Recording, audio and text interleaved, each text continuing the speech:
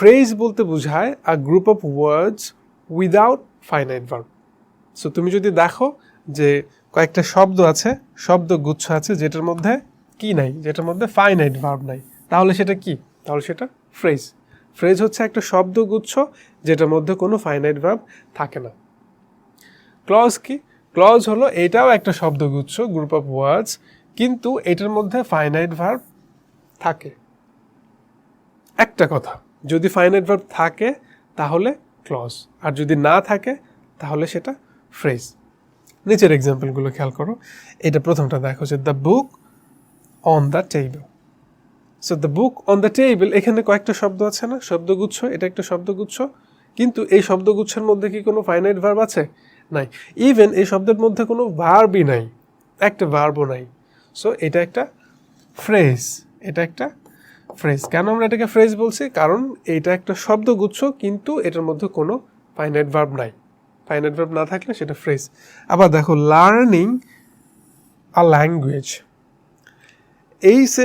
এই শব্দগুচ্ছের মধ্যে ভার্ব তো আছে, এই যে লার্নিং, এটা তো একটা ভার্ব আছে, কিন্তু এই ভার্বটা আবার ফাইনাইট ভার্ব না। এটা কি ভার্ব? এটা হলো নন ফাইনাইট ভার্ব। এটা হলো non finite verb. So non finite verb একটা ফ্রেজের মধ্যে থাকতে পারে, কিন্তু ফাইনাইট ভার্ব থাকবে না। সো এই জন্য দেখো এইটাও একটা ফ্রেজ, লার্নিং এ ল্যাঙ্গুয়েজ, এটাও একটা ফ্রেজ, কারণ এটার মধ্যে কোনো ফাইনাইট ভার্ব নাই।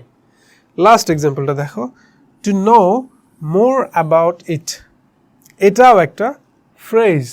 কেন ফ্রেজ বলছি আমরা? কারণ এটার মধ্যেও ভার্ব থাকলে কি হবে, এই যে টু নো, এটা তো নন ফাইনাইট ভার্ব, এই গ্রুপ অফ ওয়ার্ডসের মধ্যেও কোনো ফাইনাইট ভার্ব নাই, এই জন্য আমরা এটাকে বলছি ফ্রেজ। ক্লজ কি? ক্লজের মধ্যে ফাইনাইট ভার্ব থাকবে। চলো তো দেখি এটা। Those who live in city, দেখো লিভ এটা V1, আর আমরা কি শিখেছিলাম যে V1 একটা ফাইনাইট ভার্ব, কারণ V1 দেখে টেন্স চেনা যায়। আবার if you tell me the fact, এটাও একটা ক্লজ। কেন এটা একটা ক্লজ? কারণ এটার মধ্যেও ফাইনাইট ভার্ব আছে, V1 আছে, V1 এটা একটা ফাইনাইট ভার্ব। আবার as you have said, have plus V3, এটা কিন্তু একটা ফাইনাইট ভার্ব। সো খুব ইজিলি আমরা দেখলাম যে এই পাশের যে গ্রুপ অফ ওয়ার্ডসগুলো আছে, শব্দগুচ্ছগুলো আছে, এগুলোকে আমরা কি বলছি? ক্লজ বলছি। কেন? কারণ এই গ্রুপ অফ ওয়ার্ডসের মধ্যে সবগুলোর মধ্যে দেখো একটা করে ফাইনাইট ভার্ব আছে। ফাইনাইট ভার্ব যদি থাকে তাহলে সেটা ক্লজ, আর যদি ফাইনাইট ভার্ব না থাকে তাহলে সেগুলো ফ্রেজ। সিম্পল একটা কথা, ফাইনাইট ভার্ব থাকলে ক্লজ, আর ফাইনাইট ভার্ব না থাকলে ফ্রেজ। সো এইবার আসো আমরা একটা সেন্টেন্স দেখি, চলো আমরা এইখানে এই সেন্টেন্সটা খেয়াল করো। Reading more and more will help you to do well in the exam. So এই সেন্টেন্সের আমি যদি তোমাকে এই যে এইটুকু মার্ক করে দেই এবং বলি, আমাকে বলো যে এটা ক্লজ নাকি ফ্রেজ। এটা কিন্তু একটা ফ্রেজ।